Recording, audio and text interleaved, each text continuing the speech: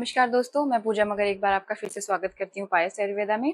Ma'am का भी हम स्वागत करते हैं। थैंक तो यू। मैम जैसे अभी आप बात करते थे वास्तु के लिए, वास्तु के बारे में, तो हम जानना चाहते हैं कि वास्तु क्या है? हम्म, अ, वास्तु मेनली वास्तु के बारे में बहुत लोग आजकल नेट पे आ रहे हैं, तो वो सब बताते रहते हैं ना, ये डायरेक्शन इसकी है।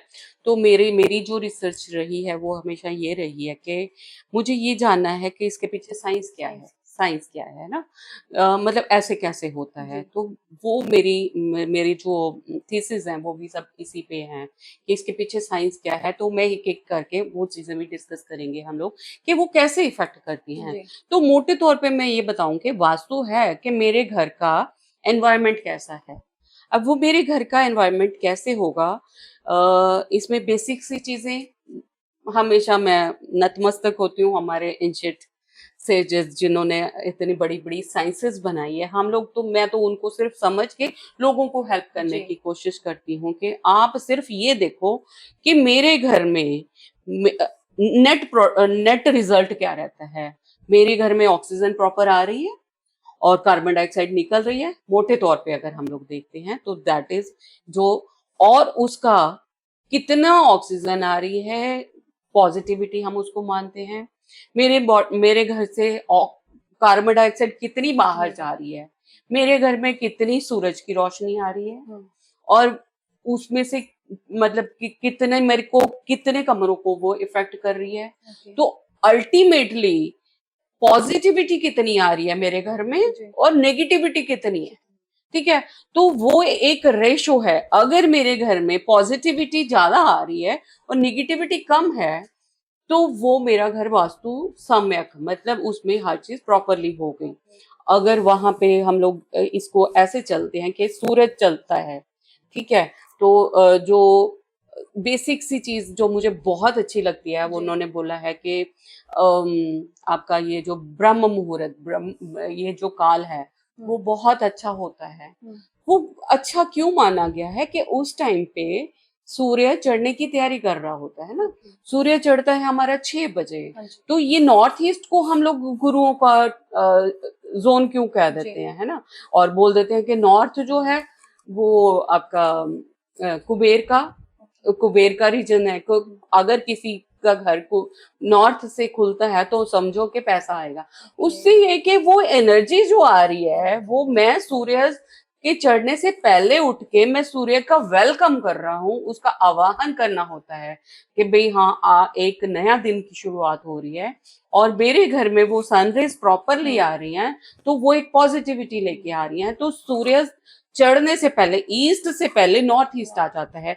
तो वहां पे है कि वो एक उसकी अपवर्ड मूवमेंट हो रही होती है, वो चढ़ रहा होता है सूरज ऊपर, है ना। तो वहीं पे इसीलिए उसको नॉर्थ ईस्ट को गुरुओं की जगह बताते हैं कि हमारा मंदिर जिसको आप वर्शिप कर रहे हो वो नॉर्थ ईस्ट में आपका होना चाहिए। और आप वहीं पे बैठ के उसकी, आप जब नॉर्थ ईस्ट में वह है और नॉर्थ ईस्ट में आप बैठ के आप कोई भी चैंटिंग करते हो या किसी को भी गुरु मान के आप उनका आवाहन करते हैं, आप उनकी चैंटिंग करते हैं, आप पाठ पूजा करते हैं, मंत्रों का उच्चारण करते हैं, तो आपकी बॉडी में वही सारी वाइब्रेशन और वो एक पॉजिटिव एनर्जी आपके अंदर आती है। ठीक है, उसके बाद सूरज चढ़ गया। सूरज की रेज मेरे घर में कैसे आ रही है ना। बहुत आजकल क्योंकि फ्लैट्स का सिस्टम है तो बहुत बार देखा गया है कि कई लोगों के घर में सूरज की किरण एक भी एंटर नहीं हो रही। तो वहां पे प्रॉब्लम ही रहेगी क्योंकि वहां पे मेरे को ऑक्सीजन तो मिल ही नहीं रही। और हर इंसान, जितने भी इनमेट्स हैं, उन्होंने सांस तो लेना है। तो वो जो सांस लेना है उसको मुझे पूरी ऑक्सीजन नहीं मिल पा रही, तो मैं कार्बन डाइऑक्साइड वहीं पे जा रही है और कार्बन डाइऑक्साइड रिच हो जाता है और ऑक्सीजन की कमी हो जाती है। तो वो जो लोग हैं उस घर में रह रहे होंगे, उनको पक्का है कि उनकी प्रॉब्लम बढ़ेंगी क्योंकि मुझे प्रॉपर ऑक्सीजन नहीं मिल पा रही। इसको आगे जाके बाइफरकेट करते हैं, जब इनको डायरेक्शंस को बाइफरकेट करते हैं तो कैसे कैसे यहाँ पे मेरे जो प्लैनेटरी इफेक्ट्स हैं वो कैसे इसमें जाके हमारा इफेक्ट करते हैं। अब जैसे हम लोग पीछे बात कर रहे थे कि नॉर्थ रीजन की, नॉर्थ में अब पोलर रीजन हम लोग देखते हैं कि वहां पे हमेशा बर्फ जमी रहती है। आप अपने घर में भी एक्सपेरिमेंट कर सकते हैं, मैंने हर चीज एक्सपेरिमेंट करी हुई है, तो आप अपने घर का नॉर्थ कोना चुन लीजिए, ठीक है। तो वहां पे अगर आप बैठे रहेंगे तो आपको गर्मी के जून जुलाई में, मतलब जून में भी आपको वहां पे ठंडक महसूस होगी, क्योंकि वो रीजन हमेशा ठंडा महसूस होता है, वहां पे हमेशा ठंडक रहेगी रहेगी।